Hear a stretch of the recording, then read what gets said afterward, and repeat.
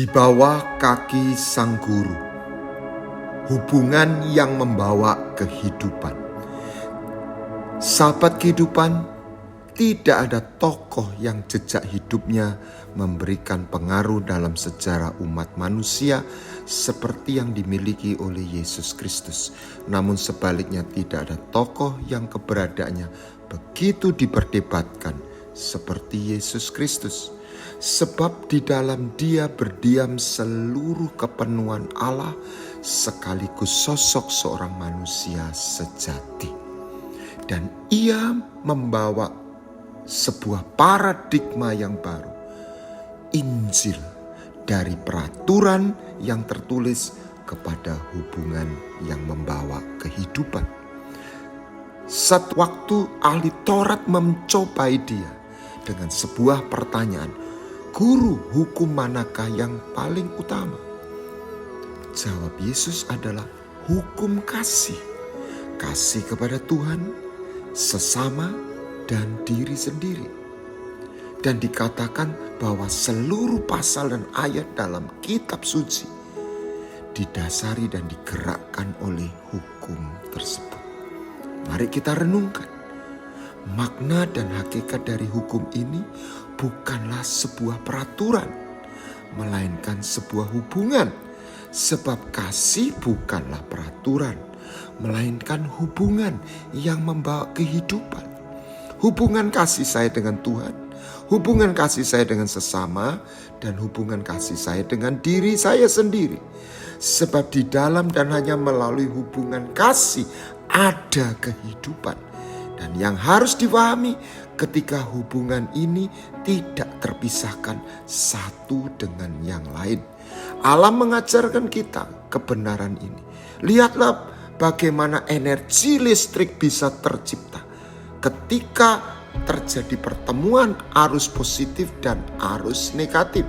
Bagaimana janin bisa tercipta dalam rahim ibunya ketika peleburan antara sel sperma dan sel telur terjadi. Kejatuhan manusia pertama menyebabkan mereka kehilangan bukan kehilangan agama, melainkan kehilangan hubungan dengan sorga yang menjadi sumber kehidupannya. They did not lose religion but relation with heavenly realm and the King of Heaven. Ketika mereka makan buah pengetahuan baik dan jahat, masalah mereka bukanlah benar atau salah, bahkan bukan tentang baik dan jahat, melainkan mereka mengalami kematian. Sebab ketika manusia pertama melakukan pelanggaran, yang dilanggar bukanlah peraturan tertulis, melainkan tatanan surga, kerajaan surga. Hakikat dosa bukanlah tentang pelanggaran terhadap peraturan atau moralitas semata, melainkan tatanan sorga yang diikuti dengan kehadiran kuasa yang mengubah keberadaan manusia yang berbuat dosa dari makhluk ilahi yang immortal menjadi makhluk fana yang mengalami kematian. Oleh karena kejatuhan manusia pertama, maka seluruh umat manusia menjadi makhluk fana, darah dan daging.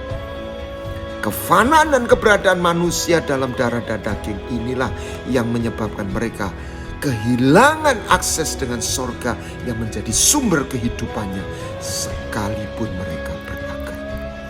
Saudara-saudara, inilah yang hendak kukatakan kepadamu bahwa daging dan darah tidak mendapat bagian dalam kerajaan Allah, dan bahwa yang binasa tidak mendapat bagian dalam apa yang tidak binasa. 1 Korintus 15 ayat 50. Injil yang dibawa oleh Kristus bukanlah salah satu agama di antara banyak agama, melainkan kuasa dan anugerah surga yang memulihkan status dan hubungan yang hilang akibat dosa, sekaligus kehadiran kuasa kehidupan Zoe Zaim melalui pribadi Kristus. Oleh Kristus kita juga beroleh jalan masuk, akses oleh iman kepada kasih karunia ini. Roma 5 ayat 2. Ketika hubungan dengan surga dipulihkan, di sanalah kehidupan dialirkan. Salam kehidupan. Saya Joshua Guana Tanjung, murid Kristus.